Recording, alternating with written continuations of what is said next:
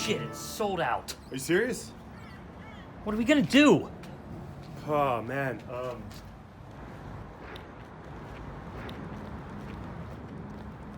you know what? Stay here. I got an idea. Just wait. Yeah, hurry up, it's cold. Hey. Hey, man, you got two? Yeah, I got two.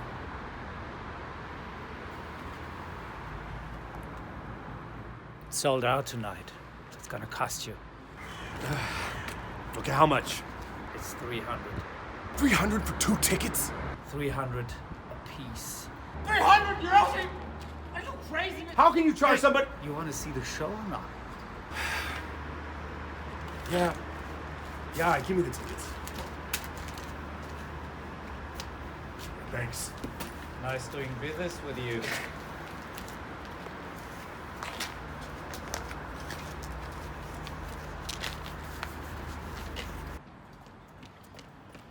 Did you get the tickets? Yeah, man, I got them. It cost a fortune, but I got them. Ballo and maschera, baby.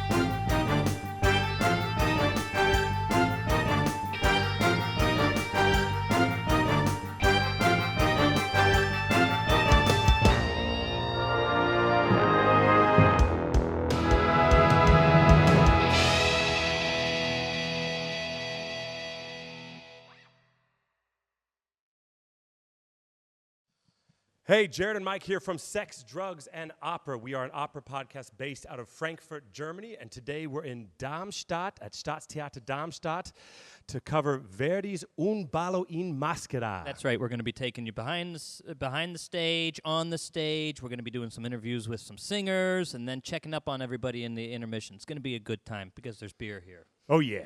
Before we can get going, though, we got to make sure we're all on the same page with the story of Un ballo in maschera, so we're going to do a quick rundown. That's right. It's complicated, so pay attention. So later we're going to be touching on the history and what Darmstadt's take on this piece is. But in the original Un ballo in maschera, we start in Riccardo's palace. That's right. And he is there doing his sort of palacey, dukey stuff. Actually, he's a governor in the governor of original, Boston. The governor of Boston, which doesn't exist. But he's a We'll get to governor that. here. And somebody comes up to him, and they've got the party list for tonight's party. And, he sees Amelia on there. And that makes him all hot and bothered. He loves Amelia, but the problem is Amelia is the wife of his best friend. That's a problem. Now that's an issue. That's classic opera plot. That's opera plot 101. Opera plot 101. So at the same time, Renato, his best friend, comes busting in the door and says, "Hey, I think some people might want to kill you." He says, "I don't care about that." As a good friend does. If Yeah. you always tell your friend if someone's trying to kill them. It's No, important. And Ricardo's a lighthearted guy, and he doesn't want to take these things too seriously. He's a guy that a lot of problems come in, and so next we have then somebody's making a claim that a woman, a fortune teller named Ulrica, is actually doing witchcraft. Yeah, she's in the woods or somewhere doing a lot of witchcraft, and that stuff can't happen. But Oscar comes to her rescue. Says, no, it's astrology. She says, "Nah, it's not really. Come on, it's not witchcraft. It's astrology. Just calm down." And then Ricardo says, "All right, well, this sounds fun." Let's dress up. Let's check it out. That's right. And then the next scene takes us everybody at Ulrica's, and that's some scary-ass music. Classic witch stuff. Throwing toads into pots. You got to start off with that. Anyway, he sneaks in the back, and some people leave, and he hears Amelia's actually coming to speak with Ulrica. And he says, "I got to hear this. I got to hear this." So he hides. Amelia comes in. What does she do? Confesses her love for Ricardo. Oh. And so she says, "I love Ricardo, but I can't have this anymore. Please take it away." Ulrica says, "Go find an herb down by the gallows. I'll make your problems go away. I'll make you a cocktail to make you forget Ricardo." So she leaves. Hell of a cocktail. I would love it if it was a real thing. So she leaves. Ricardo wants to follow Amelia, but his friends bust in, and so it's time for a little bit of fun, right? That's right. So they're kind of making light of the situation, and he goes up to this fortune teller, and he says, "Go ahead and read my hand." Oh, Right? dangerous. Go ahead and read my hand. And so she does, and she says, "You know what? The next person who shakes your hand, they're going to kill you." So he says, "Oh, really? Shake my hand." No, don't want Shake to. my hand. No. Shake my Don't want hand. to. I don't They wanna shake say your no. hand. And so what? His best buddy walks in the door, shakes his hand. Yeah, I'll shake your hand. And he says, see, that's my best friend. My best friend would never kill me. You must be terrible. That's you right. must be wrong. Ricardo says, "You know what? You suck so bad at this. We're just going to let you live. It's fine. We don't care We'll let you about off the hook. anymore." You're obviously terrible at this. Right. But it's an opera plot. It's Verdi. We've all seen opera before. We know the ending already, but doesn't mean we can't continue. So, next scene. Actually, next act, right? Yep. So, we see Amelia at the gallows, and she's getting the requisite herbs and spices, if you will, to make that sweet, sweet cocktail. It's that midnight classic. Classic opera plot. Classic opera plot. You hear the midnight bells. And who comes? Of course, Ricardo. And he says, "Come on, you gotta love me. You just love me." And she's like, "No, I can't do it." And he's like, yeah, okay, I got it. I understand, I'm a nobleman too. I gotta do what's right. They don't do anything about it, yeah? Just then, who should come in? Renato. Oh, man, that guy's showing up everywhere. Classic opera stuff. What You are can you bring people doing? in and out whenever you want. Right. So Renato shows up and he says, "Hey, some people want to kill you. You might want to get out of here." And he says, "That's fine. I can go. Take this woman back to the city, but don't look under her veil." That's right. She's got a veil on, so he doesn't know who the hell she is. And Renato is very important. We'll discuss this more in depth later, but he is the pinnacle of trust, of honesty. That's right. And he says, "I won't do it." And you know what? He intends to not do it, but on his way home, he has some trouble. He runs into two conspirators. These people are really against Ricardo. They want him out. They want him dead. They're coming to gone. kill him. And so there's a scuffle that ensues. Things get a bit intense. And through that, Amelia's veil falls off. And we he find out- sees who she is. Oh, Ooh, man. that must sting. That must hurt. Jesus. And so he says, you know what? Everybody come to my place tomorrow. We're going to have a nice little breakfast and figure this all out. And so the next place we are at, of course, Renato's house. Yep. And Amelia says, "I know you're mad, but if you're going to kill me, let me just see my son first, huh?" He's That's like, fair. Okay. That's fair. Fine. He You want to says, see your son? You can see your son. That's fine. "I'm a nice guy. See your son. I'll kill you after." and so, and so We'll while see about the son. Maybe the son too. We so don't then know. while We don't she's know. gone, he sings his big aria, Eddie 2, in which Hard he stuff. says, "You know what? It's not her, it's Ricardo. I'm going to kill that guy." Of course, at the end of the aria, just when this happens, the two conspirators come in, and he says, "You know what? We all want to kill him. Let's do it. But I want to do it." No, I want to do it. No, I want to do Oh, it. come on. No. We'll So draw they decide, straws. we're going to draw names. Classic, right? Classic opera plot. Just then Amelia comes back in. He says, "You know what? You draw the name. You draw the name." And whose name is it? Of course, Renato. And he's excited about it, right? At the same time, Oscar comes in and he says, "Hey, you've all been invited to the masked ball," right? Go the figure. big climax. Go figure. And so there's a nice quintet that happens. The men are advancing their plot. Amelia says, "I have to warn Ricardo." End scene. End scene. And act. Yes. So now we're on to Act 3, people. Next we see... This is where the shit goes down. Goes So down hard. then we see Ricardo in his palace. He's getting ready for the ball, and he plans actually to send Renato and Amelia to England. Yeah, he says, "I love them both. I just got to let them leave. I'm a Everybody good guy. can We'll be give them happy." what they want. Classic guy. Classic opera plot. So Oscar comes in, and he says, "You know what? I got a letter from a random woman. She says someone's trying to kill you." Man, this guy doesn't listen. And he says, "You know what? That's If fine." I heard that often, I'd be gone. No, he says, "I ain't no wuss. I'm going to this opera. I'm going to the masked ball. I'm going to the masked ball." We're doing it. So now we got the big Hollywood climactic scene. Everyone's at the masked ball. Everyone's got their agenda. What's going to happen? You know what's going to happen, right? It's Verdi. So Amelia and Verdi. Ricardo find each other first. "I love you. I love you. Goodbye. Goodbye forever." And then Renato comes in. sneaking up behind there and Pokes him in the gut. pokes him in the gut. But it's Verdi, so we get about 20 minutes of Takes a long time to die. "I You love gotta you. gotta I sing love an you. aria." She did nothing wrong. You can trust her. I was going to send you to England. I forgive you both." Then he dies. Renato's sad. Curtain down. Man, Riccardo's a better guy than I would be. I wouldn't have been forgiven of that shit. No. I mean, come on. If you're bleeding out, I'm going to get all the things I want to say off my chest. Yeah, but the thing is, in the original story, it's not absolutely clear if they did anything together. You know, maybe they just were in love with each other, and, you know, that shit can happen sometimes. So in the first part of our talk today, we had a chance to talk about Verdi's Un ballo in maschera, which, of course, was not his first draft. He ended up at Un ballo in maschera, but the original thing he wanted to write about was a real event. It was Gustavo III, Don't King neglect of your Sweden. beer here, dude. No, You gotta keep to it. Okay, we got a time limit here. The thing is, this opera, maybe more so than most operas or all operas that I know, is most closely related to a specific historical event. And a lot of the characters are almost one for one into the opera, even after all the changes he did. Where was the first one set, Jared? So originally he wanted to write the opera about Gustavo III of Sweden, and it was the exact story. You know, it was Gustavo III, and it took place in Sweden. All right. Gustavo III was the king of Sweden. He was assassinated in 1792. This is a real thing that happened. Verdi wanted to write about it. You gotta get Un ballo in maschera premiered Years later, 1859, but not much later. It wasn't hundreds of years later. So this was a fresh piece of history that he was basically like the biopics you see these days. Yeah. You know? This was kind of what Verdi wanted to do.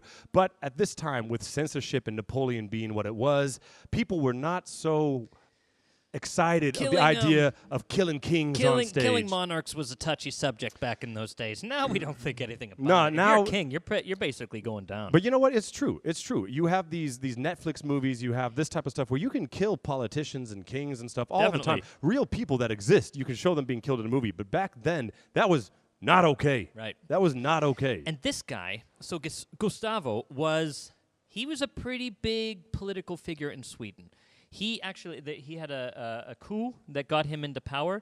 Before that was called the period of liberty in Sweden, where their version of the Congress or the Senate had gained a lot of power. When he came back in as the monarch, he kind of pulled all that shit back, pulled all those powers back, which pissed off a lot of people. That being said, later on in his reign, he then paved the way for echelons of the government to be accessible to anybody who lived in Sweden. Meaning, if you were a peasant, you could probably rise to power if you were so inclined. Before that, those positions of power were reserved almost exclusively for nobility, and that pissed the nobility off. Yeah, so we're talking about the American dream before the American dream. This That's was right. The Swedish dream. The Are we Swedish sharing dream, the same baby. beer here? No, that one's yours. I think we're going back and forth. It's okay. Jack. We got it. So, of course, the censor says, Verdi, you can't be killing kings, especially named Gustavo. You got to change at least some of the names or something. So then Verdi said, all right, fine. Second draft, we're going to call this thing Una Vendetta in Domino, right? And we're going to set it in Poland, right? Yeah, because, Poland's okay. Yeah. You can set it in Poland. Just move it a bit away. Just move it a bit away Push from it over Sweden. there, and then you're fine. This was actually okay. This was fine. Except Until you had a couple of Italians that tried to assassinate Napoleon. don't do that. And then the censor said, Verdi, look, get this shit out of Europe. Which is crazy because he was just about to start rehearsals in it was in Naples, right? In Napoli. That's where I'm pretty sure. Yeah. I can't remember. Somewhere in Italy. No, it was somewhere in Italy. Pretty sure it was Naples. And they were about to start rehearsals, and then all of a sudden, he gets hit with this censorship again. And he's like, "Fuck this, I'm out." Yeah. He's like, "I'm not doing this. I don't want to do it." And then he got sued by the theater. Oh, Did you yeah. know that? Oh, yeah, of course. Oh, yeah, got sued by the theater, A baby. little back and forth. Verdi was a badass. If you don't think Verdi was a badass, then know. you need to crack open a book. Crack open a book every once in a while. So, a little back and forth. And anyway, we ended up with Un ballo in maschera, which they placed then in Boston, colonial Boston. Because nobody cared whether the American politicians were killed or not. No. I'm doing some camera work here. All the cameras here. They placed it in Boston, usually end of the 17th century, so actually a little bit before the murder, not even the same time, Right, 100 years earlier. And then the king, Gustavo, became Riccardo, the governor of Boston, which, of course, isn't a thing. Nope. But hey, who Governor cares? of Massachusetts, but whatever. Made for a good story. Yeah. So this is how Un ballo in maschera became what Verdi produced. These days, now that the censorship is not what it is, often people change Ricardo back to Gustavo. They changed a lot of the names back to the original names, and they place it in Sweden. That's right, and that's what Darmstadt did. Yeah. Darmstadt took it back to its home roots, to its roots. A lot of the names in Darmstadt are the names of the original people, the assassin, the king, this type of stuff. That's right. The assassin's name in Swedish is... I don't know how to say that in Swedish. I have Take a stab at it, buddy. Ankerström. Ankerström, maybe? Fooled me. We say Ankerström. Ankerström. Ankerström. Yeah, right? so Renato in this production holds the assassin's original name. Which is great. I think that's awesome. Ricardo became Gustavo. We returned back to the original names. We place it in Sweden, but Darmstadt did not do what most theaters do, which is just place it in Sweden at the time of the assassination, 1792. No, Darmstadt said, we're going to play with time. We're going to do some artistic stuff and tell a bit more of a story, which we found very interesting. The opera actually starts with a German composer, Krauss, who actually comes from this area. Again, a real guy. From Darmstadt. From the Odenwald, just south. Very close to Darmstadt. Yeah. German composer. And Gustavo was a patron of the arts. Very artistic, and he brought a lot of musicians to Sweden. And so he ended up in Sweden. He has an interesting story himself, but became noticed by Gustavo and actually composed the music for Gustavo's funeral after he died as a result of the injuries of this assassination. Which they play at the very beginning of this production of Un ballo und maschera. Great touch. In Darmstadt, you do not see the original opening music. You actually hear the music of Krauss, and you actually see a mask of him. Darmstadt then does an interesting thing throughout the production in that we are kind of free of time. A lot of the costumes are very rococo, and we see that typical thing, but much of the opera in the beginning and the mask ball at the end, you see people dressed in 2019 clothing with only the original characters maintaining their rococo clothing. Yeah. That's not just something to do for the sake of doing it, but this is to show that things you do in the past, you become a statue. You do the right thing. You do a good thing. They make a statue of you.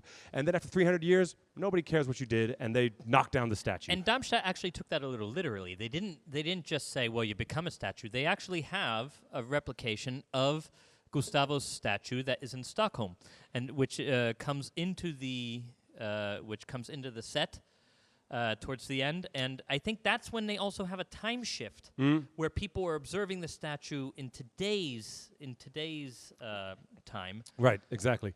Throughout the opera, we have this kind of shifting in time where you're not sure what time it is, and during the masked ball, you see the statue there, and then when Gustavo in this production is assassinated, then they bring the statue out, showing that he did the right thing. He wanted to send them to England, but you know what?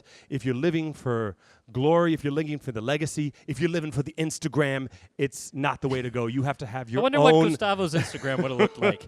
You have to have your own moral values. Check out this hottie Amelia. Woo! Jesus. Don't be putting your side chicks on Instagram. No, do not put your side chicks on Instagram. So, dangerous territory. Very interesting things with this. But Darmstadt did not stop there. They also adjusted some other things. Oh, did they? There is a power to props that people underestimate often in opera.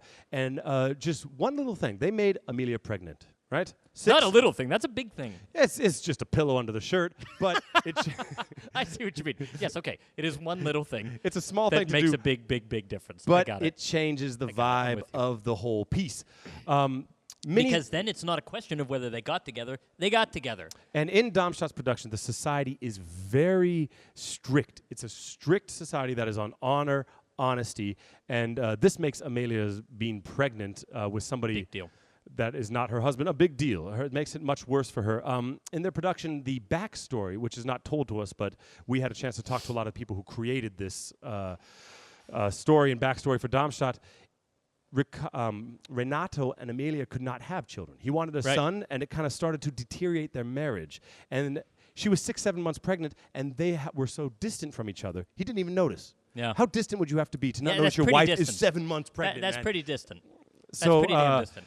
So, of course, this Eritu, when he says, say goodbye to your son before I kill you, puts a very dark color on it. And not only that, the cocktail that she's making is then not just a cocktail to forget in your mind, to forget physically. The idea in Darmstadt is that she wants to get rid of the baby. Yes. Which, man, that puts a whole whole another freaking level on this damn thing. It's unclear. Mike and I have not seen the piece yet. We're excited to see it today, but we have seen photos. And in the end of the opera, she comes out. I tried to take a drink of my microphone. I have no technique here. It's ridiculous. You got these both, and you're just talking in here. Just give it a dip.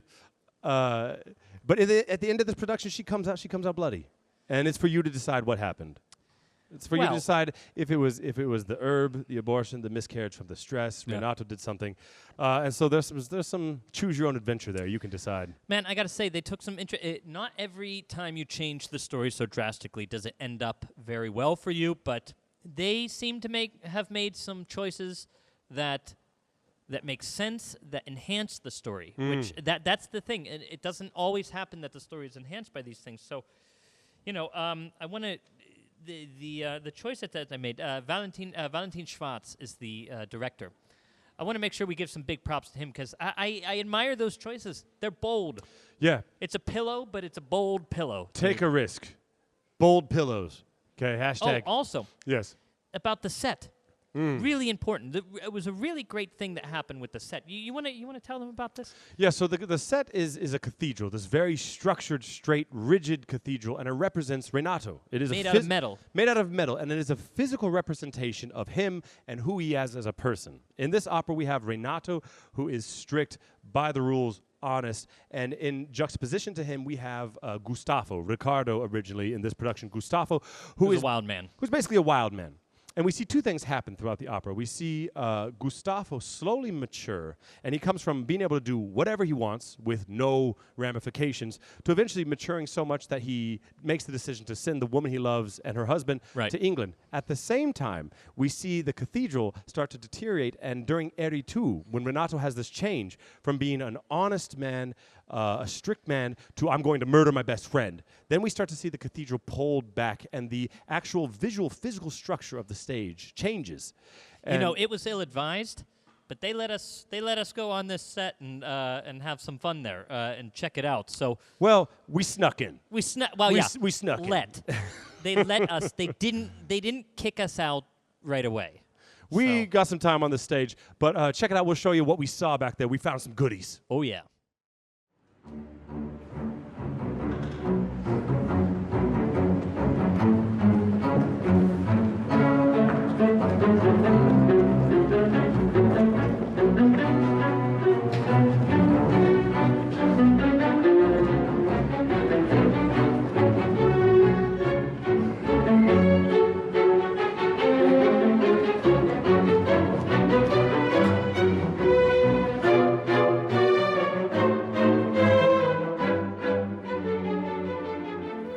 See if anybody's on the stage and go check out the set. It's tough to get on the stage. Shh. There you go. I think we're good. Man, this place is freaking huge. Look at all this stuff. Hey, look how high these rooms are.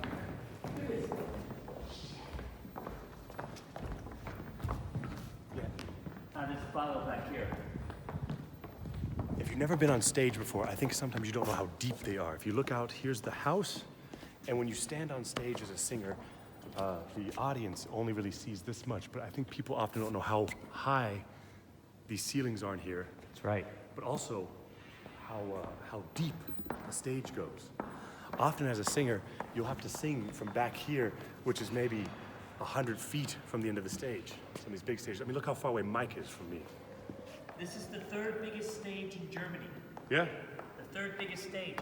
They have, on that size, exactly the size of the stage. On that size, exactly the size and depth of the stage. And back there, where the ballo and maschera set is, exactly the side of the stage. So they can technically have Four sets different operas. for 4 different operas on here at the same time. Yeah, in that wing, you could have a whole opera set up in that wing and back here. You could have an entire opera production set up so you can just switch them out. That's right. Wild. That's wild. And basically the height that this is, you can go down with the stage. Yeah? It's a really big setup. Oh, that's wild.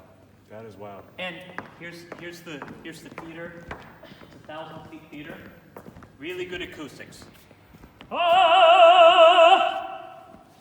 Rings. Yeah. Give us one, Jared. It's good. Nice ring. All right, let's go look at some ballo stuff, yeah? we got Gustavo back here. So we sat down yesterday and we talked a lot about what Darmstadt is doing with this production. And this is an actual statue of Gustav III, right? In Sweden, is it? Yes. Un ballo and maschera, Verdi had to, of course, change the role of Gustav III to Riccardo.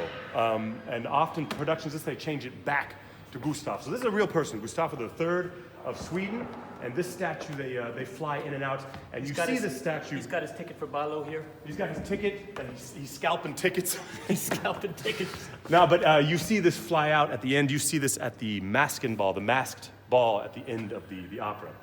This cathedral here Right. was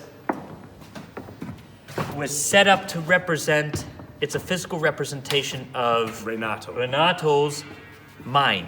But Renato is pure. It's a purist society.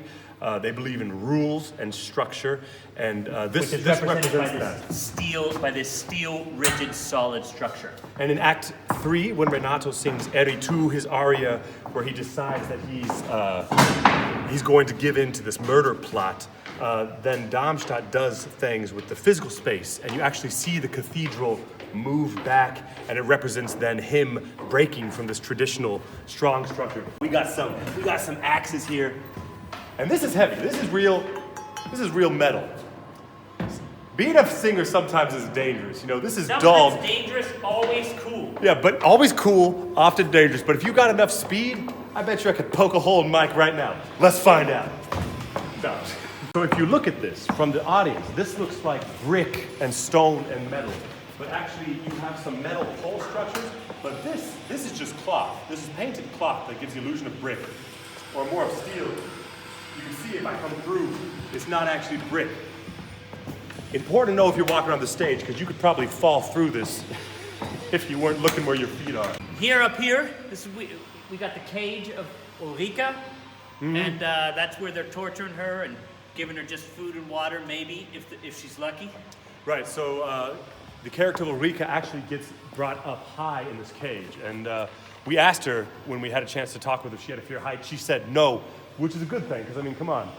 I'm not sure if that's fully up as high as it goes, but Maybe a little higher, but I don't that's think still a big fall, eh? Yeah, if you fall down from there. So on these stages we talked about earlier, you got 4 separate places where you can store an entire opera set, but that's just a small portion of how deep these stages go. Let's take you backstage, and we can try to give you a sense of how much space there is behind the stage. So beyond just where performers are working on the stage, you also have these areas where they're storing everything you need to build sets, to make sets safe, to change Look at sets. these doors. See these yellow doors? Yeah. That's insane. You wonder how they get the sets in and out. They have to build doors for giants. Yeah, because you need a huge amount of space just to show these sets, but then you need an even bigger amount of space to store these sets. And of course, then we have storage not even at the theater, but... Not at the theater, and on floors below. They have an entire place where they store old sets. And it's just this high, but it's 3 stories down. This place is huge! Fucking huge! Cage. Man, I would love to be in this show. That would be so cool. Yeah, really. That would be so cool. Shit! Okay, we have to go. Yeah. So that was a fun time on the set. Yeah, I didn't We had a like good getting time. kicked out. that guy was a little harsh. No risk, no fun. Yeah, that's right. You gotta take the big risks to get the good shit. So, yeah, that was very cool to see, to touch that stuff. If you've never had a chance, Darmstadt is an absolutely huge stage. It's enormous. And as an audience member, you usually don't have the perspective that the singer does. I mean, there's 4 separate stages back there, how high it is, that back room. It goes all the way down. I mean, it's basically 1, 2, 3, 4, 5, 6 stages worth of space throughout the whole thing, which is incredible. That's huge. If you ever have a chance to sneak back without being allowed to on an opera stage, highly recommended. Man, I think you're legally culpable now for that sort of shit. Nah, that's all right. Do you know what I love? We didn't talk about the music so much, though, but so far. This music, in learning about this piece leading up to going to see it, which is always part of my preparation for an opera, is listening to looking at the score, seeing what the hell's going on there. Right. Man, this is one of Verdi's jewels that is maybe not as popular as it should be. I know That's it's totally a popular true. opera, but I enjoy this one. I enjoy the music in this one more than Traviata. Yeah, he was riding a hot streak. This is right after he did Rigoletto, and so he was really... That's a good one. He was in his sweet spot. He's in the sweet spot. No, great music, and Darmstadt mixing in this composer Krauss and some of his music is an interesting aspect. Definitely. But what I wanted to say is Ulrica's scene. That music. Oh Right, man, right. The fortune teller. That is like chills. If you dim the lights, you get the mood going right. You dim the lights. You got maybe a couple candles burning. Yeah. And then Gets you real start witchy that- real fast. It gets real witchy real fast. And you have this lady coming in, and if you have one of those Ulricas that can really pump it out on the bottom. Oh, yeah. It sounds like a tenor singing sometimes. It's Oh, yeah. ridiculous. It's not the biggest role in the piece, but man, it's a game changer if you got someone who's taking that role and Game nailing changer. it. Yeah. By the way, Ulrica, of course, is the role that Marian Anderson broke the color barrier at the Met. Yeah. That was her premiere there, and she was talking about somebody who could pump it out on the bottom. That was a special kind of voice, and that's the kind of voice you want as the witch. Yeah. Ooh, she scares me. She scares me, baby. No, I'm really excited to see this piece. Yeah. You know, I really am. I've seen, of course, Un ballo e maschera in the past, but this new take on it and what they plan to do with it, I'm excited to see what they do. Definitely. I'm excited to see what they do. We had a chance to sit down with the woman singing Ulrica in this piece, Yep. Kammersängerin Katrin Gerstenberger. Which, if you don't know what a Kammersängerin is, that is Germany's official way through the state of recognizing people who have made an artistic impact in the artistic landscape here in Germany. And we are lucky enough here in Darmstadt to have two Kammersängerinnen. And tonight one of them is performing, and we got a chance to sit down with her. And what did the Maska do to her? They take this lovely lady and they make her scary. they make her scary and disgusting. So She's a little scary in and the a opera, little they have her disgusting. up in a cage, which you got to see in the set Right. segment. And they have these sunburns, and we got to sit in and watch them put this makeup on her and also do a small interview with her. Check it out. Check this out.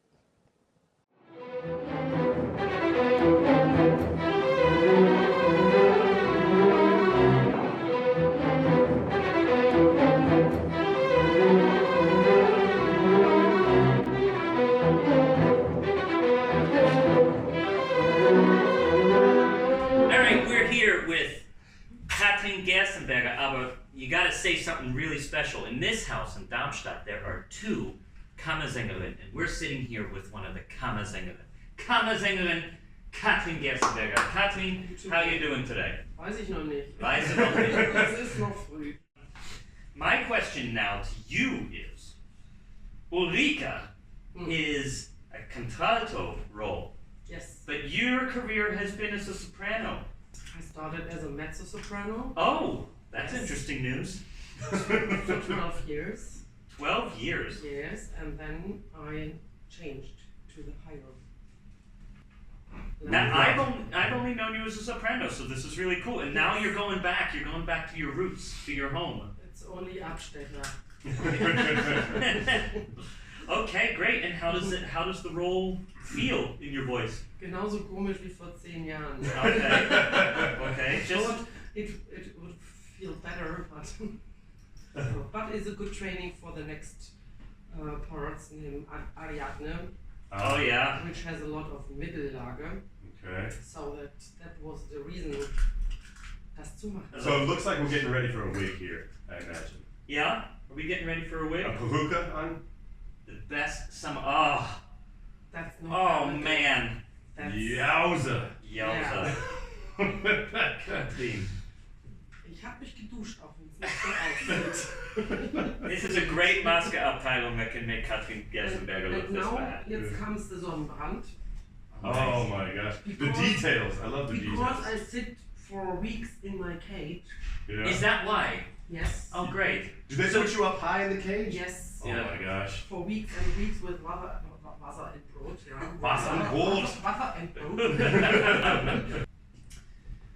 When you come on the stage, are you already in the cage? Yes. Or do they find you and then take you there? No, I sit there and I listen if the colleagues do everything right. Oh, nice. That's nice. Do you keep like a little Yes. notice book and then just check one, check two? Yes. I like it. Are you high up in the cage? Yeah.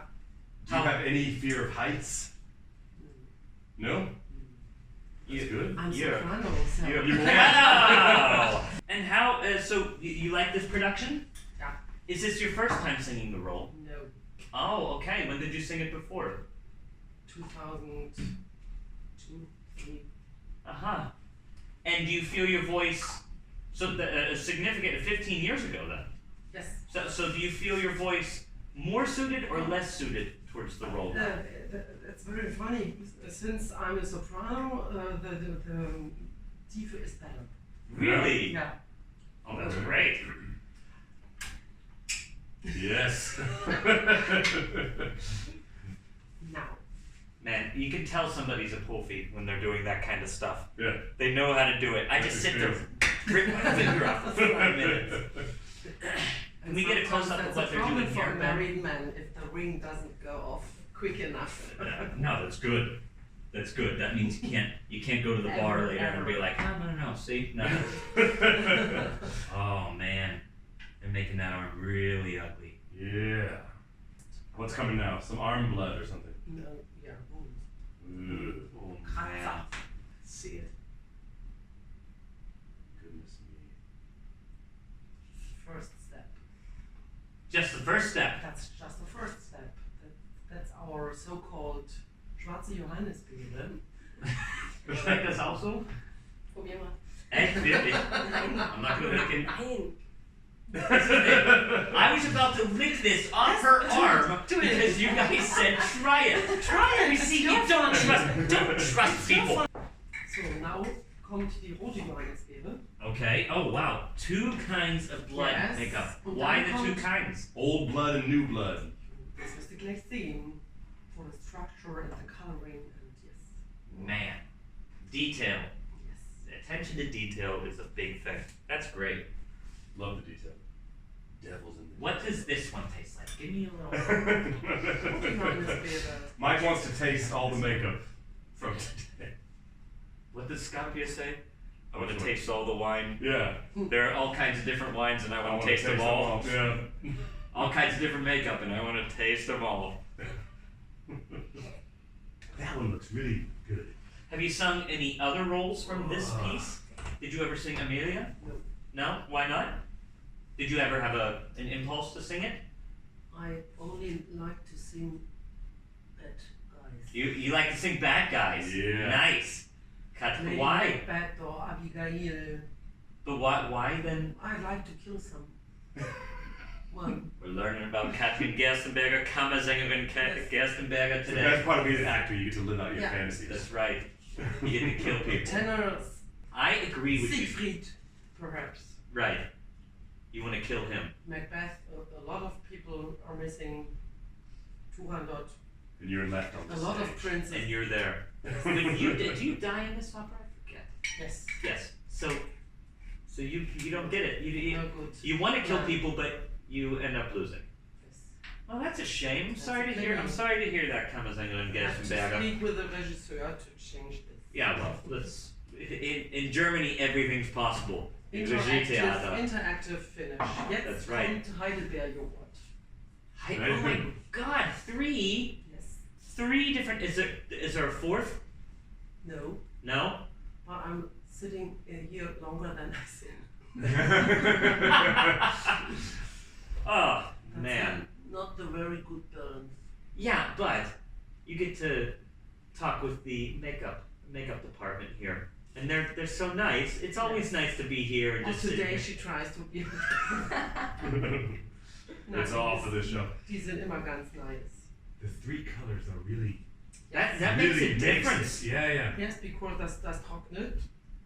And then it looks like you have to We'll have to get a really good Yeah, close look up at of that. scratches. That's awesome. wait until it's reif. Look mal. That's what Google's for. Did you just say look mal? Look mal. mal. The English is strong with this Yes. one.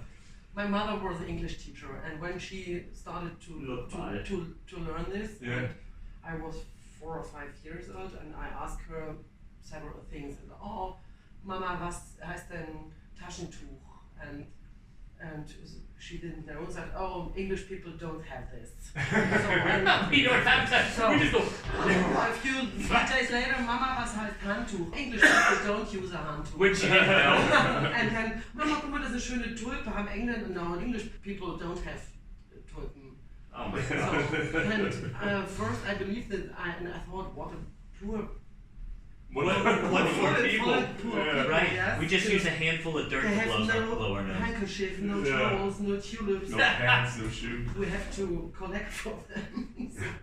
That's some good vocab today. Yeah, definitely. Scabs, pus. So, If you're watching from the other side, that's was. Das war's. Let's get a close up. Can you get right into the camera? Also ein bisschen warten, bis es so ein bisschen, Bisschen noch trocken ist. getrocknet ist, wird nämlich auch dunkler und dann wird es noch so scharf wird. Yeah. Aber genau, hier wird es schon so langsam. Nice. Oh. Da sie auch noch ein bisschen auf der Bühne ist, dann klettert das ein bisschen ab und sieht Genau. dann noch besser aus. besser. Besser. Goodness. Can you give us a bit of Ulrica right into the camera? Yeah? Yes. Yes, you want to kill Renato. You want to kill him. Yeah! We can put some scary music over this. This is exactly how it goes.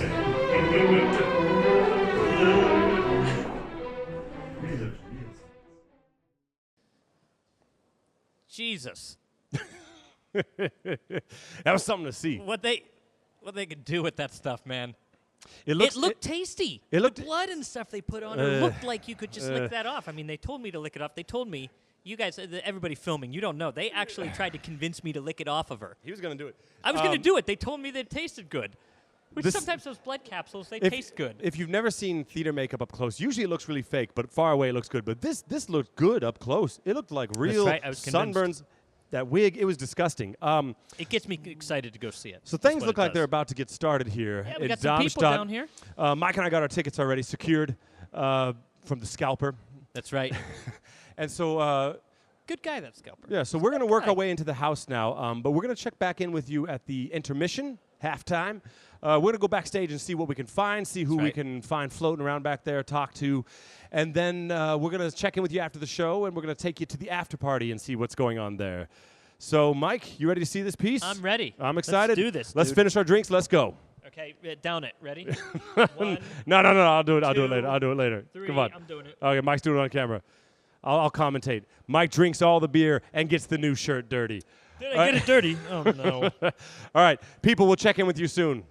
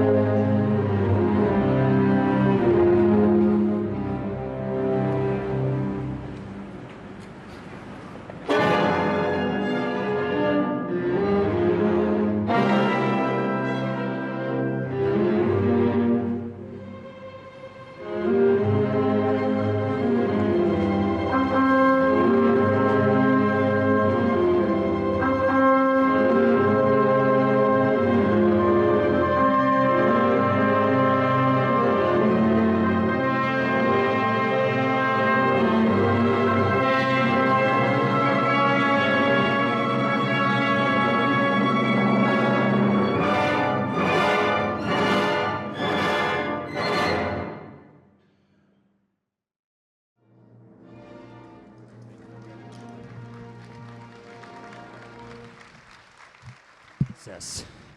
Man, that was some good stuff. That was cool.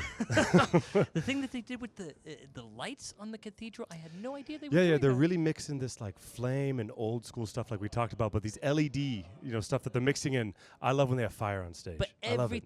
everything is coordinated with the music. That's what I love. That's complicated, and that It's happens over complicated as here. hell. Actually, Come this way. Hey. great to see you, dude. It sounds awesome.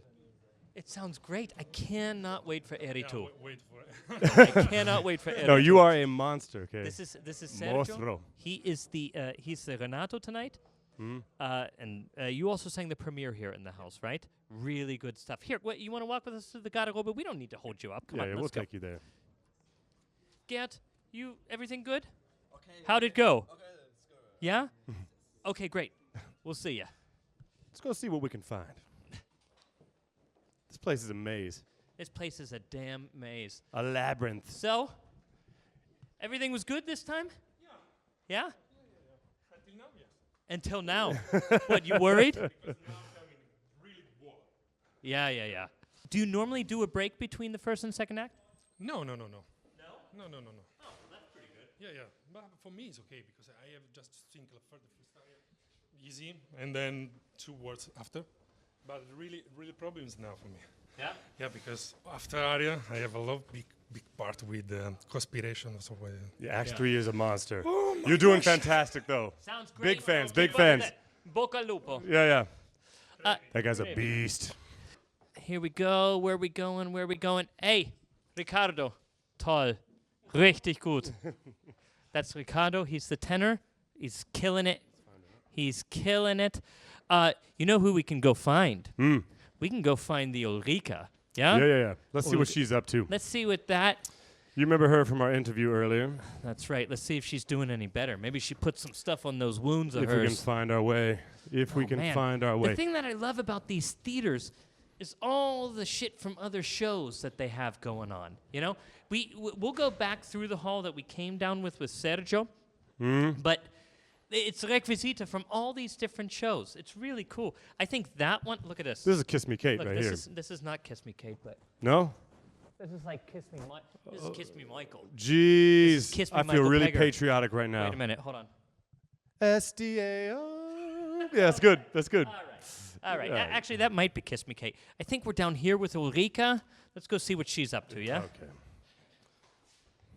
Did you see that elegant dance move I just did? When You're opening the twirling door? and swirling. I know. here, I'm man. twirling and swirling. Let's see here. We got dancing, Garderoben. Ooh. Don't need that. Ledermaus. Elizabeth Schau Yishu. No. Jana Baumeister. Katrin Lange. No. We got Katrin Gerstenberger. You always got to knock first. You can't just go busting into a dressing room. I don't think she's there. No? No. What the heck? You want to go check her down in the cantina? Oh, let's see what we can find. Let's go see what we can find. Hinter der Bühne. She's back in her Garderobe. We're going to find her. We're going to go knock on the Garderobe here. Get the inside scoop. Oh! Oh, My she scared goodness. me. Jesus Christ. She scared the hell out of me. Oh, She's standing there with goodness her me. leg up. My This- goodness. This is a Let's new charge kind. in, This is shall a we? new side to Ulrica. Yeah, Yeah. Can you All get right, these? Let's squeeze Can in. you get these here? Show them. Those are part of the costume. I didn't see that by Schminken. No way. How'd it go for you, Ulrica? Ja, gut, fein. Ja, good fine. Ja, Yes. gut. Gut. Du hast das toll gemacht. Das war wirklich gut. There was this one high note you sing, and then Yes. you dropped your knees before the silencio Yes. part. And I've never seen someone sing a note and drop so hard and the note not change at all. It's what fantastic. Not Is a that piece of just vibrato was different. Is that just That was natural amazing. born talent, or did you practice I mean, that? she dropped so hard she bounced. Naturally. Natural. Natural. It was See, incredible. this Don't is. think about singing. Just sing. Just act. Sing and move, and then. Did you all hear that? Did I have the mic close enough to her? Don't think about singing. Just just sing. sing. I like it. Woo. I like it. Kammersängerin. Kammersängerin Katrin Gerstenberger is giving golden nuggets of advice. Golden Not nuggets. just for the singers out there, but if you're doing something else in life, don't think about it. Just do it. Do it. She's basically a Nike. You'd expect some life advice here today. Katrin, it was really, it was prima, absolute prima. We enjoyed the hell out of it. So, Yeah. But did they kill you? That wasn't clear. That did wasn't they so kill clear. you at the The end? crowd swarmed around you. Yeah, I want Yeah? to kill me. I want them to kill me. So Ah, You want to die. Okay. I want to go in the break. Ah, I see. So it's purely selfish reasons you want to die. Yeah.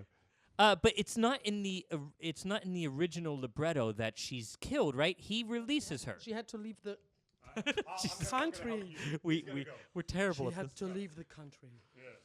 She had to leave the country. Yes. Uh-huh. She's abandoned from her Heimat. But he Heimat, homeland, right? Ja, aber wir wollen Englisch machen. I love the Dinglish. You are the best English speaker I've Yes. ever encountered. She had to verlassen her Heimat. Well, look, we've been enjoying the hell out of it so far, and you're done right now. So what are you Yes, gonna do? I'm You're done. in the cantina. I go to try the next opera. Oh, you're gonna practice. Practice Ariadne, yes. This is incredible. This is what a professional looks like. Normally, when I am done after the second act, I go in the cantina, and it's Bierzeit. Yes. Jeder Zeit ist bereit. Drugs and opera, but sex is missing. So Well, that depends on the situation. Hello, the Ulrica. same procedure Ulrica's as been- every year. Will we see you in the cantina later? Yeah. Can you come have a beer with us after Definitely. the show? Oh, yeah, Please. definitely. Ulrica's gonna been hold in you that to that. cage too long. Yes. She's looking for some attention. Gonna some bust love out of the and cage. Sekiert. Yes, genau. Okay, thank you. Thanks. Thank you very much. It was Thank great. you so much. We enjoyed it. See you. Bis Let's go this später. way and check out some of the requisita, yeah? Yeah. The requisita are the props. Props. Look at this. Look Let's at all this check stuff. I think a lot of this Mm-hmm. is they're doing Kiss Me Kate right now.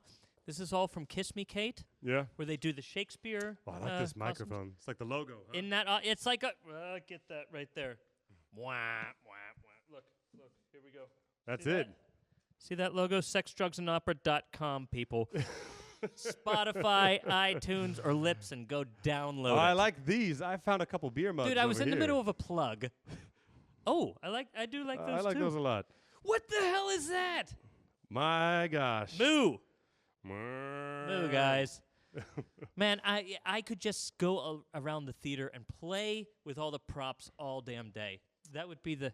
What the hell is this? Oh, that's fantastic. What have you found? It has a big baby on the door. Well, open that door up, man. A baby? No. What the hell? Oh, come on in. This looks Oh, like this is cool. oh, it's a playroom. I like this. It's a kid's playroom here. Theaters have this sometimes. I didn't know that Darmstadt had it. That's amazing. If you have kids and you need singers often have kids and they don't always have a babysitter. You can have a babysitter every night. Often people need to take their children to performances, even if you're performing on stage. Look at this. And so you can have your kids A in freaking here. tractor, dude. And Mike's What? just at home here. Mike's Yeah, letting the baby out. God, I wish I could just live in a kid's playroom. So what do you think That of would that be first half, Mike? What I think of it, like I said, the thing with the state. Well, we talked about the cathedral before. I actually didn't know that it was on a Drehbühne, Rotating stage? a rotating stage, Yeah. where the whole thing was spinning. So the good thing with that is if you have a set that has 4 different sides, you basically have 4 different sets right there. Yeah, make yourself at home, dude. Yeah, the problem with an opera like this is, put my wallet down here, is you have to change scenes without the curtain coming down. And you have Right. in the beginning, you have to somehow get from Ricardo's palace to a witch's, like a fortune teller's lair. How are you going to do that with no curtain? You just Rotating turn the whole stage. damn stage. And if you Or have being a clever. They use lights, they use lighting, they use these flames to kind of transport you to a different location. They- That was clever. and you could climb up on the set, so they used Different levels. different levels as well. You Right, gotta right. have levels. There's levels in the text, and there's levels on the stage, That's dude. deep. Deep. I was actually pretty impressed with the staging. Yeah, and if I haven't already said, I love when there's animals. I love when there's fire on Dude, stage. you've said it like It's 7 my times. favorite thing. Why do you love fire so much? But the singing, You're a singing little bit also. dangerous. I don't want to give you a lighter or something. I just like when that. it's real. I like when it's real. You know, that's what they were doing hundreds of years ago. That's right, they had there a weren't bunch of fire. effects. There weren't LED lights. So if you wanted light, how did you get it? Fire. You Boom. lit shit on fire. That's how. You killed that's a how it witch is. and you lit shit on fire. That's what we're doing this time. I didn't know that Katrin Gerstenberger just wanted to die. So it wasn't completely clear to me in the I don't know if she was saying staging. that the character wanted to die. I think she wants to get to the pausa. Yeah, maybe. But I don't think they killed her in this staging, did no, they? No, in Verdi's original opera, no. It's In not Verdi- written. okay. But in this one, there's a lot that Darmstadt is leaving up to the viewer to Right. decide. A lot of stuff what happens with Amelia and the baby, which we haven't seen yet in Act 3, how that's going to end up. Well, but a lot of the stuff with the witch. We did. She was. They did show she was pregnant. They did show she was pregnant Mhm. in the first and second act. Right. And so in Act 3, we're going to see how that reveals itself. But this thing where she gets the herbs and all that. When Ulrica played this, when she did this, she did the hands on the stomach to kind of imply this was more of a baby relation thing. Right. Yeah, that was cool. I like that. I think it's a good angle. I think it solidifies the relationship between Ricardo and Amelia, right? Because nowadays you cannot think that someone would want to kill another person for just being like talking to somebody, infatuated with somebody. for just Imagine loving if somebody. if you get in a conversation with somebody on Instagram, Messenger, and then it leads to murder. And it leads to murder. That shit is a little bit. No, it's difficult because you're locked into the texts, right? Right. When you do an opera, you're locked into the text, but you have to somehow transport what the story is in today's terms, but that's so what people I mean. can understand so it. they took advantage. They took advantage of the room that the text leaves, saying, "I want to forget him." That if you put a good hard air quote around him, "I want to forget him," these pronouns, that means not only him, the baby, maybe it's a boy, but rather I want to forget the effect he's had on my life. Sure. And that I think they were very, very effective with that. No, they're really doing a good job of leading a lot up to you to kind of build your own story. Yeah. And that's good. Interactive opera, people. So I'm excited for the third act. Me and too. We got to get some drinking in before this. Yeah, definitely. If you've never been to an opera before, the intermission, the halftime, the pausa is where you need to get your boost, whatever that may be for you.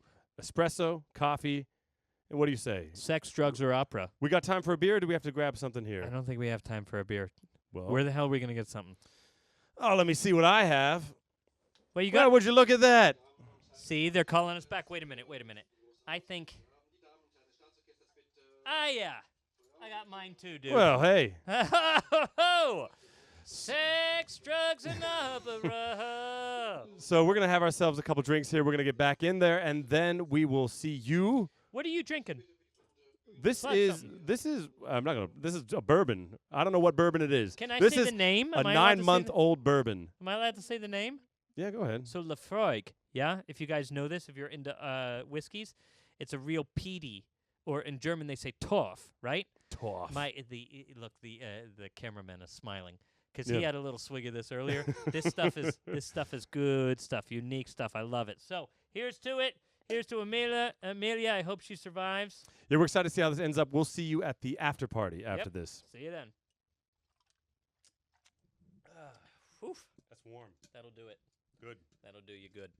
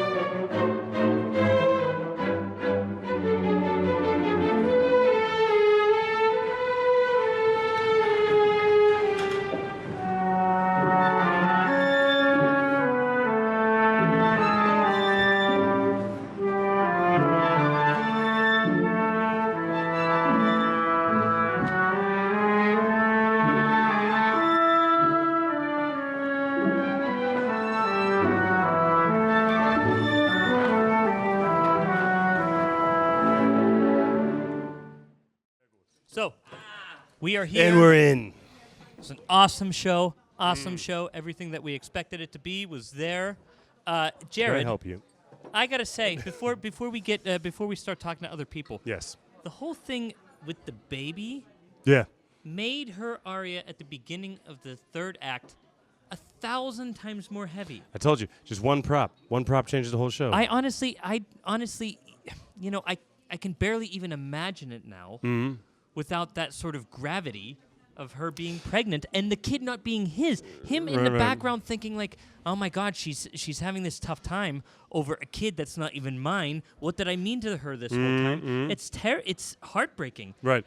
It's also why it's important you got to see an opera more than once. That's right. You know? That's right. You can't trust that exactly what you see on the stage is the only way that it can be interpreted. I wonder how many times it's been done before that she was pregnant. I don't know. You got to see live theater. You got to watch it a couple more times. We got a live person here. You guys want to talk to some live people? This is the new General Musikdirektor in Darmstadt, Daniel Cohen. How you doing, Maestro? Good.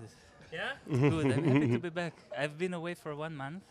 Oh, really, yeah? And what a joy to come back to this kind of performance. It was so much fun. Oh, my gosh. This is the first time I've seen it tonight. This is the first time he's seen it also. And we're... we were kind of blown away. The performances from some of the, or all of the ensemble. I mean, really, it was a very, very strong ensemble. The two leads were killer. Yeah. And they were of your choosing here? Well, the whole, it's not yet a dictatorship. No, but we have, no, but we have had a long process of looking at everything. And you hear someone make an audition, and two people think, yeah, it can work, and the other person says no, and then suddenly arrives someone like Kerry or like Sergio, and they hear and they leave the stage, and we all kind of look at each other and go, yeah, okay. That's kind It's of an easy decision, obviously. right? That's kind of what we were thinking whenever they got done singing. We're like, well, yeah, that's how that's supposed to sound. Yeah, exactly. That's how that's precisely. supposed to sound. Is this your first time conducting this piece? Yes, it is. Yeah. Yes. And what are your thoughts about it now that you're now that it's under your belt? I'm really getting addicted to it. I'm starting to think I cannot imagine this will be over, and I don't get to do that every couple of weeks.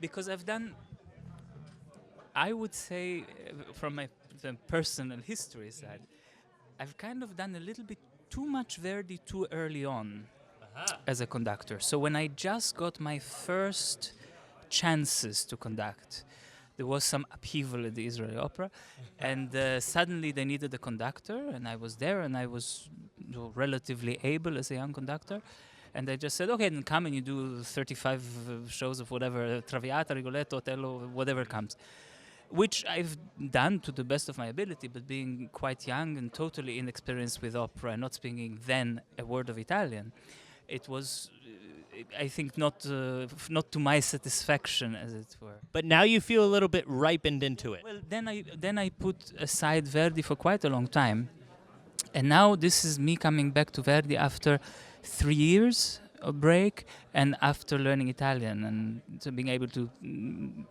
to speak it and really have the flavor of not only of the text, but of how the text is sung, and having really taking a little personal off time to go back to the sources. And I had a lot of coachings with the Italian kind of singer coaches, just so for my part I have a feeling of the repertoire. And I have to say now it feels so wonderful, because when you understand what that repertoire needs, it's almost self-explanatory.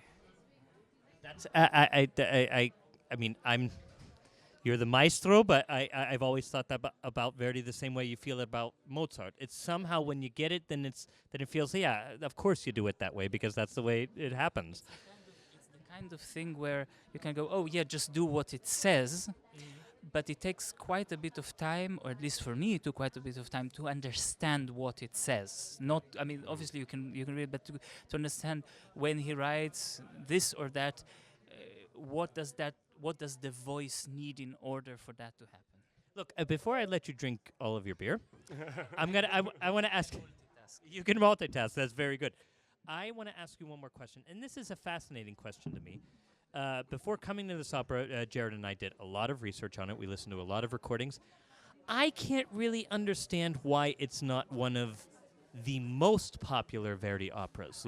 You always hear Traviata, Rigoletto, Otello, and Falstaff. Okay. And Un ballo and maschera always seems to be somehow on the second tier, and I don't understand it, because it's so dramatic. It has a few reasons. I am totally with you I think that with the last three, I think Ballo and Maschera is the best written, the most perfectly from the side of the music and the dramaturgy. It is perfectly written. So not only beautiful melodies, blah blah blah blah blah blah, blah, but also there is, we had a meeting with the director on the first day, and the dramaturgy team asked us, so which cuts do you want to do? And we were looking at each other going, never even occurred to us, what would you cut? There's not one gram of fat on this partiture. I think the reason why it is done less often is that it is a bitch to cast. Oh. It is, you need so many. That makes sense, sure. People are going after my beer, I have to direct them to it. Oh yeah. No, but it's, we got, as you pointed out, we got extraordinarily lucky with this wonderful, wonderful cast.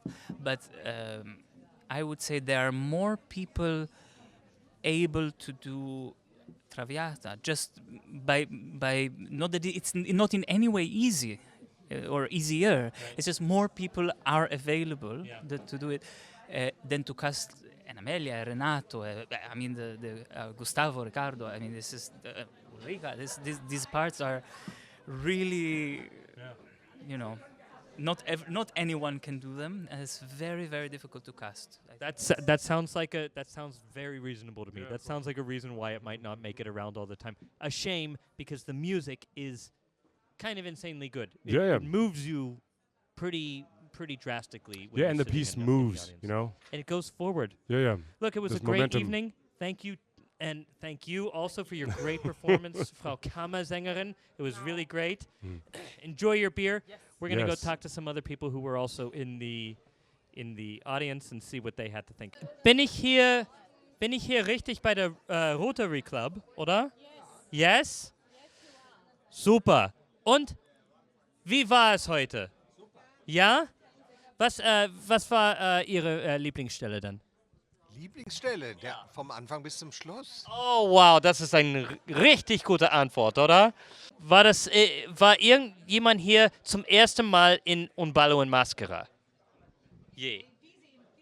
Nein, nicht nur in dieser Produktion, überhaupt. Vor 40 Jahren, das glaube ich nicht. Das glaube ich nicht. Sie sind nur 30 Jahre alt. Das geht nicht. Bitte lügen Sie mich nicht an. Das ist unglaublich. Irgendwas Besonderes eingefallen während der Vorstellung? Ja, ich fand das Bühnenbild ganz toll. Das Bühnenbild hat mich sehr begeistert. Ja. Dritten Akt, das hat mir nicht mehr gefallen. Bis zum dritten Akt? Ja, da war der Zeitsprung dann. Ah ja, Zeitsprung, das ist immer schwierig im Theater hinzukriegen. Die Schlussszene, wo die Statue wieder runterkommt vom Himmel. Ich habe das so interpretiert, so wie das Leben zwischen Sterben und Tod, nicht? Wenn man so diese Zwischenebene bedenkt, dann kann man sich das vorstellen. Dabei war das gar nicht so gedacht, sondern eher wurde es mir erklärt, aber ich habe es so gesehen. Das ist was richtig Schönes ist mit Kunst. Sinn für mich, und es war mal der Unterschied zwischen den üblichen Sterbeszenen, wo man 10-mal ich sterbe jetzt singt. Fand ich das eine ganz tolle Lösung.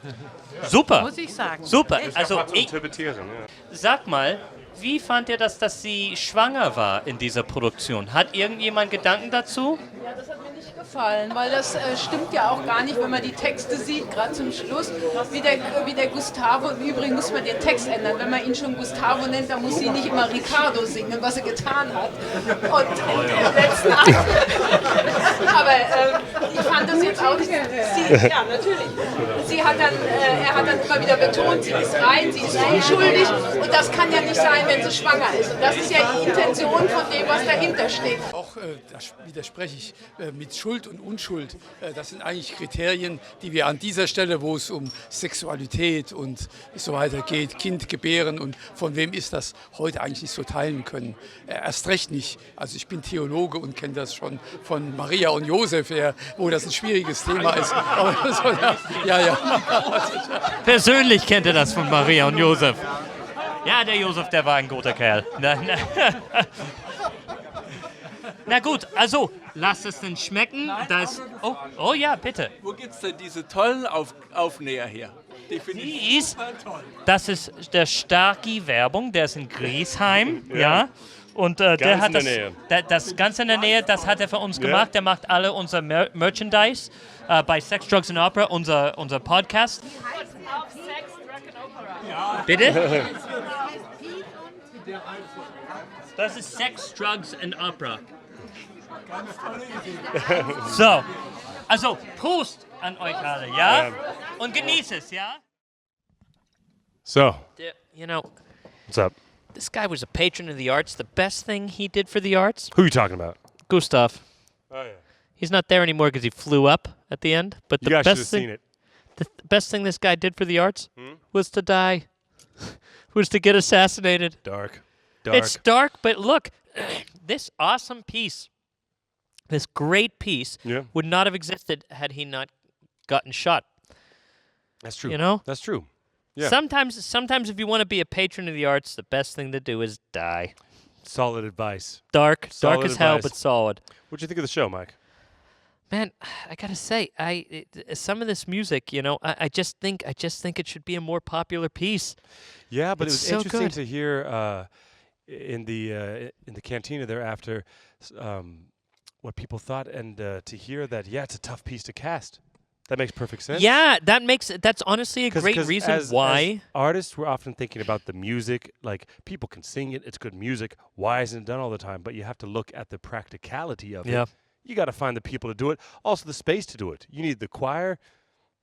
Yeah, and how many scene changes are You there? need a big ass stage like here in Darmstadt. If you don't have a rotating stage, I don't know how you're gonna. Then just go home. Don't even try to do it. Look, it was a great evening. I had a good time. Happy with it. Happy with the singers. Happy with the staging.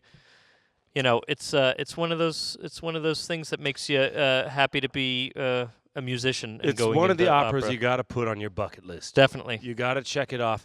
And if you haven't seen live theater at all or lately, you got to check it out. Every time Get I there go to and a do it. live show, I'm reminded how important it is not just to watch YouTube videos and this type of stuff, Yeah. but to actually go see it live. I mean, it's You know? important to watch and listen to Sex, Drugs, and Opera videos and stuff. That is actually important. That's very important for your health. That's very, very important. That's true. But it's also important every once in a while to go to a live theater. And if you're going to go, Darmstadt, it's absolutely empfehlungswert. I think people forget that, this stuff is written for this medium to Yep. be live. You Yep. know, it's not pop music. It's not meant for the radio. So go out and see it. What else you want to say on this night, Mike?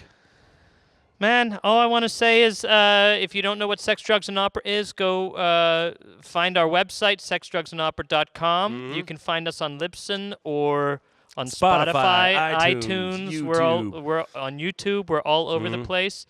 Or on Instagram and Facebook. You can find us there. You can find, by the way, the Staatstheater Darmstadt on most of those mediums too. On Facebook, their website, Staatstheater, and then Darmstadt.de. You get there, you find out what's going on, and then you buy those tickets and you come see some live theater. The show's not done. You Yeah. still have time to see it. You could see exactly what we saw. Come check it out and see for yourself. They also have this year coming up, they have Rosalka Yes. from Dvorak. They have Ariadne auf Naxos from Strauss. And then what is the Hendo opera? Orlando they have going on this year too. It's going to be a great rest of the year. If you guys are in this area, find it. And if you want to hear more about Un Ballo and Maschera, then check out our podcast coming soon. It's a full hour on the opera. And if you're ever in Darmstadt, come check out the show. Shit, again? God damn it. See ya! Oh, shit.